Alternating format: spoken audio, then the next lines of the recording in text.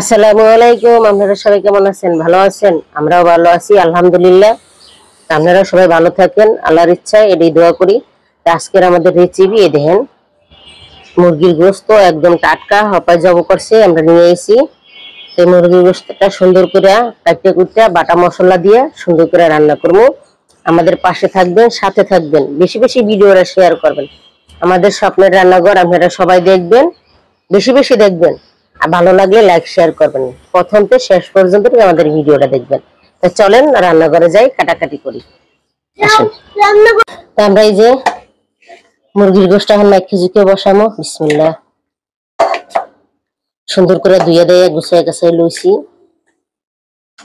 এইভাবে আপনারা রান্না করে খাইলে এখানে তেজপাতা, গোটা গরম মশলা, পেঁয়াজ,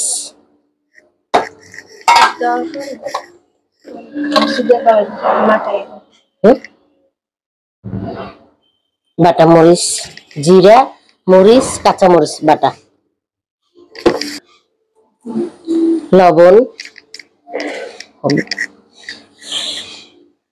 আদা, জিরা, রসুন বাটা। আমি সব একটাকেই বাটি। হলুদ, হ্যাঁ সবকিছু মাখাইলাম। তেল ঢেলে দাও তুমি। মাখাইনা গোশতটা যে রান্নার যে মজা, তেল দিয়ে দিতেছি বুঝছি রান্না। এই গোশতটা রান্না করে খাইবেন আপনারা, দেখবেন কত মজা লাগে। এইভাবে বাড়িতে রান্না করবেন, খুবই সুস্বাদু পাইবেন আর খুবই মজাদার। একটা বড় লাল মুরগি তো খুবই মজা পাইবেন। এরকম যদি মুরগি রান্না করে খান আপনারা, মাইখা জুইখা একদম মাহাইতে মাহাইতে অর্ধেক রান্না হয়ে যাইব। আর ঘেরানটা যা সুন্দর বেরিয়েছে, এখনই বুঝা যাইতেছে যে এখনই রান্না হয়ে গেছে। দেখছেন আমাদের এই যে মুরগিটা সুন্দর করে মাখামাখি হয়ে গেছে, দেন কত সুন্দর মাখছি। বিসমিল্লাহ, বসাই দিলাম।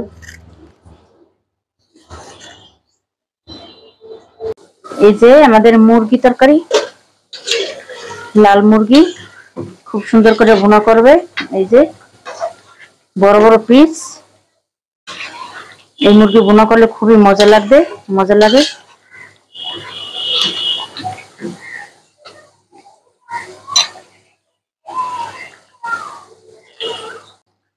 এই যে আমাদের মুরগি তরকারি খুব সুন্দর করে হইতেছে কষান।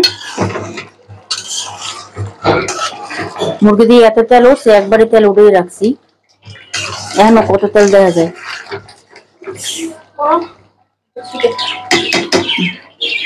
এই যে ভাত খাইতেছি, এই যে মুরগির গোশ রান্না করছি। এই যে মুরগির গোশের লেগ পিস, এই যে সুন্দর হয়েছে মুরগির গোশটা রান্না, খুবই মজা হয়েছে রান্নাটা। বিসমিল্লাহ।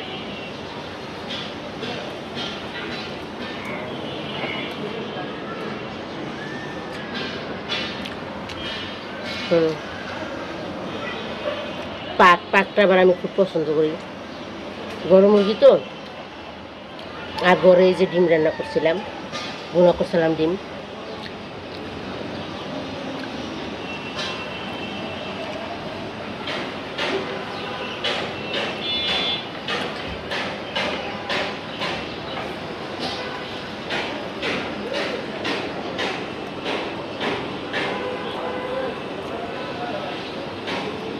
খাওয়ানটা কেমন, খুবই ভালো হয়েছে। আমাদের ভিডিওটা যদি ভালো লাগে, প্রথম থেকে শেষ পর্যন্ত আমাদের ভিডিওটা দেখবেন। আজ এই পর্যন্ত আবার দেখা হবে। আল্লাহ হাফেজ। আমাদের স্বপ্নের ঘর আমাদের দেখবেন।